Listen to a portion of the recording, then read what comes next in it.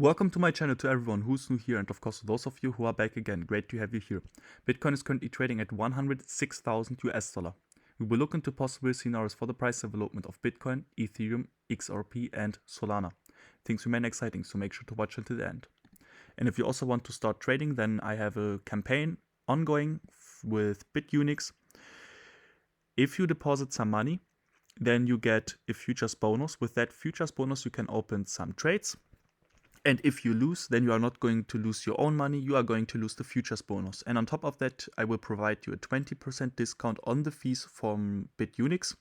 And in the video description, you will also find a link to mexc. There I also provide you a 20% discount on the fees from mexc. So let's get to Bitcoin. So far, Bitcoin didn't do much. We had here our ascending triangle in orange, which broke to the upside, where we also got a retest. We also fell lower than that, but we held the lower line from the ascending triangle, so everything is good. What we formed is here an head and shoulders formatation, inverted one. So we broke it to the upside, target 106,500 US dollar. That's the target of the smaller shoulder, because I think from a head and shoulders formatation, we usually work off a shoulder most likely. And in most cases, we are not that bullish to work off the length of one head. So if we also put this to the breakout point, then you are going to see it's going to be the 111,360 US dollar if we get to the maximum target of the head and shoulders formatation. So what do I personally think? I think that we should go in the next hours into 106,500 US dollar. There I still expect a bigger pullback. Like I have drew you here since yesterday. This is still ongoing, and afterwards we have an inverted head and shoulders formatation, but a bigger one. And if this breaks to the upside afterwards, then we can actually be happy for most likely a new all-time high, in my opinion. And then we should actually work off the target of the head and shoulders formatation, most likely the maximum target. So what do I want to do with Bitcoin? At the moment, nothing. Because if I jump into a trade right now, we have resistance at 106,500 US dollar, so 0.5% to the upside. If we get rejected there and drop back to 103,500 US dollar, where the left shoulder is, and usually for a head and shoulders formatation, we form the red shoulder in the same length of the left shoulder. So means if, for example, this is here the left shoulder, then we put this length to the right side, and the low can be at the same high of the left shoulder. So basically that's why I don't want to trade Bitcoin at the moment, because if we get rejected, then we can get a minus 2.4%.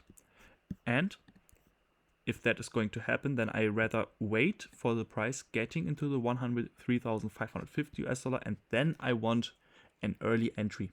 Yeah, where I see a breakout down here in that area, a bit near to 103,500 US dollar, then I can think about a long position for Bitcoin for a bigger push to the upside. So let's jump into Ethereum. What did Ethereum do? So we had here the panel, which broke to the downside. This one here. We broke to the downside, and currently we are getting up within a smaller rising wedge. This rising wedge is in white because this should also just be an orientation. It's also very small. It's on the 50 minutes time frame. But if we drop lower than 2,500 US dollar, then I think we should meet the purple area, which is everything between 2,476 US dollar and 2,466 US dollar. There I want to see support, because this can afterwards be a head and shoulders formatation, where we can enter a short trade afterwards if we break to the downside. But this can also be a double bottom pattern. If we break it to the upside, then I can long Ethereum. So in my opinion, Ethereum is tradable very soon, not at the moment, because I don't trade panels like this. I don't trade rising wedges like this. It's also not worth it in my opinion. But in the next 24 hours or even 48 hours, the market situation is going to get clear to me for Ethereum in my opinion. So I want to wait for the push to the downside, and then here is the key level where I would say afterwards, if we just get a bounce or if we get a push to the upside, then it's tradable for me if we get that kind of chart structure.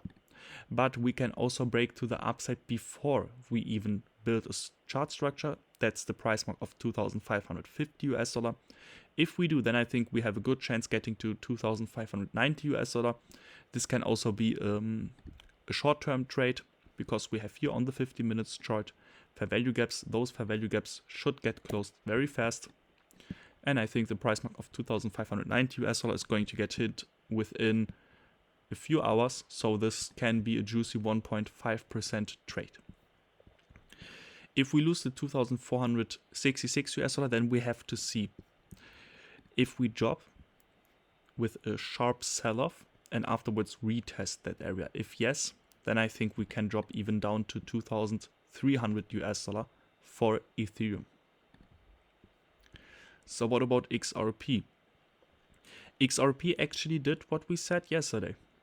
We had a breakout, we had a retest. Price mark, first target $2.20, second target $2.23. We went into that area, but afterwards what we got is a consolidation within a bull flag, and we see that kind of consolidation right now with some other coins, for example like ONDO and Render. XRP just did the first move, broke to the upside, retested the bull flag again and pushed to the upside. We have also said if we break the $2.23 to the upside, then we can even get to $2.28. So we see some resistance at $2.28. That's why the $2.28 is also on the chart. We don't know if we break it to the upside or if we get a pullback like this. Afterwards, another push to the upside and then a pullback afterwards, which is afterwards a double top pattern, which breaks to the downside, and then we can see lower prices again. For example, retesting the purple area. And then we have to see if we also break to the downside. Then I think taking profits at resistance is good. But it looks like that we are going to break it to the upside. Then the next target is going to be $2.31. Here I would be a bit more careful because this resistance is going to get a bit bigger. And $3.36 I think is the maximum target with which XRP can do without getting a pullback. So if we break here to the upside and we break the $2.31 to the upside as well, then I think we can go in almost one way to $2.36. Afterwards, we should see a pullback, getting back into the fair value gaps, and then push to the upside. So XRP looks, the most bullish coin at the moment. Probably some kind of news which got out with XRP, but I personally don't care about news. We have already said that if the $2.23 breaks to the upside, then we should see the $2.28. We don't need a news for that. So Solana. You can already see the difference between XRP and Solana. XRP is somewhere here. Solana is here. Why is it like that? Because the whole up move of Solana looked corrective. Everything what we got here was within a rising wedge, which you can see in bright blue. We broke the rising wedge to the downside. It's a bearish chart pattern. So basically, if we look into XRP, then we can see that XRP didn't get this kind of price movement. What did we got? We got a sharp sell-off, we got a V-shaped recovery. Then we went within a bullish pattern, ascending triangle to the upside. We broke it to the upside and we broke the next resistance to the upside. So XRP already told us that we are more bullish. Solana told us that we are a bit more bearish. And that's what we can see in the chart. So I can still imagine that we are going to see the 147 US dollar for Solana. And then we have to see if we are going to break it to the downside. Because if we get back to 147 US dollar, then this can be a double top pattern, which we break to the downside. Or if we get a bounce here, then this can also be a double bottom pattern, which we eventually break to the upside. So it can actually form a rectangle. And if a rectangle is getting formed, then it depends in which order we are breaking. So let's assume this here. Let's assume that we have a rectangle. So the price went down here and went up here again. So if we break to the upside, then we are going to get the target of that rectangle. Most likely here, for example. But the target from the downside is still ongoing. We have seen it with HBAR, we have seen it with so many coins which had old rectangles which broke to the upside, and afterwards we got to the target of the bearish scenario. And then we sell off in that area here, down here. That's why the order matters far more for a rectangle to get the future price development. So if I see a rectangle, then I want actually the $147 breaking to the downside. Then we should see the 141 US dollar, and we have 3 targets directing us there. No, actually 2. And from here, we can expect a nice push to the upside. Correction, another push to the upside. I want to see some kind of this price development, but for that we have to break the 147 to the downside. Otherwise, if we break to the upside, then everyone is going to be in FOMO. Thinks, okay, Solana is on the way up for new all-time highs, and then we get into the targets which we have built up from the rectangle. We have seen it quite often. That's why I've told you rectangles are unique. And they get their target, they get into their target in both directions. So like I said, again, the order in which direction we are going to break to the upside first matters far more than breaking to the upside or to the downside. So now we have N resistance over us at $152.50. If we break it to the upside, then we should go into the next resistance, which is at 154 US dollar, 154 US dollar and 50 cents. If we break this price mark to the upside, then I consider taking a long position into the 158 US dollar for Solana. If we break the 147 US dollar to the downside, then I would take a short trade. First take profit 145 US dollar. Second take profit near to the low here down here at round about 142 US dollar.